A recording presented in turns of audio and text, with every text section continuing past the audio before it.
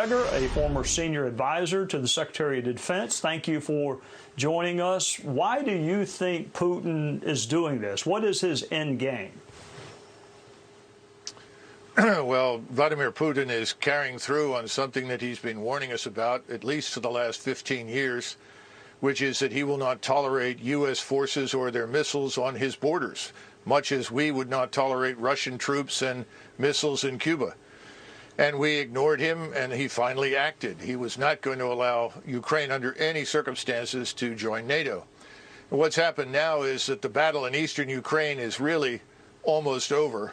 All the Ukrainian troops there have been largely surrounded and cut off. You have a concentration down in the southeast of 30 to 40,000 of them.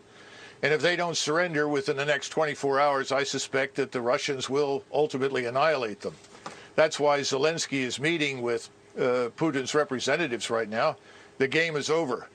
And he's going to have to negotiate the best deal he can get. And we've already told him, the President of the United States has, that if he opts for neutrality for Ukraine, we'll back him. And I think that Vladimir Putin will do that for Western Ukraine. That is the Ukraine beyond the Dnieper River.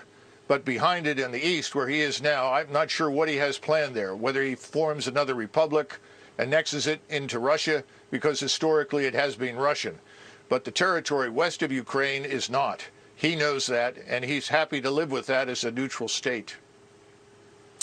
I am not a military expert. I'm not even an expert on geography. But if he takes Ukraine and Ukraine abuts Poland, then he's going to have a NATO country abutting him. So if that's what he doesn't want, then isn't he going to just have to keep going until he runs out of NATO countries? I guess I should say it again.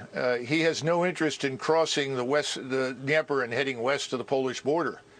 I think you're going to find from these negotiations he's quite willing to neutralize that territory on the Austrian or the Finnish model. Right now, Russia already touches Estonia and part of Latvia. White Russia, of course, touches Lithuania. He's not interested in going to war with us, and he has an army that's too small for that purpose. And he knows it. His economy is smaller than that of South Korea's. So this is not something that he's looking for. We are imputing to him things that he does not want to do in our usual effort to demonize him and his country. We need to remember that Ukraine is fourth from the bottom of 158 countries in the world as corrupt. Russia is perhaps 3 or 4 places above them. This is not the liberal democracy, the shining example that everyone says it is. Far from it. Mr. Zelensky has jailed journalists and his political opposition. I think we need to stay out of it. The American people think we should stay out of it. The Europeans think we should stay out of it. And we should stop shipping weapons and encouraging Ukrainians to die in what is a hopeless endeavor. So when you say stay out of it, you mean no sanctions, no military aid, just let Russia take the portion of Ukraine they want to take? Yes, absolutely. I see no reason why we should fight with the Russians over something that they have been talking about for years. We simply chose to ignore it. And more important, the population there is indistinguishable from their own. You know, the thing that's so disturbing is that on the one hand, we will not send our forces to fight, but we are urging Ukrainians to die pointlessly in a fight they can't win.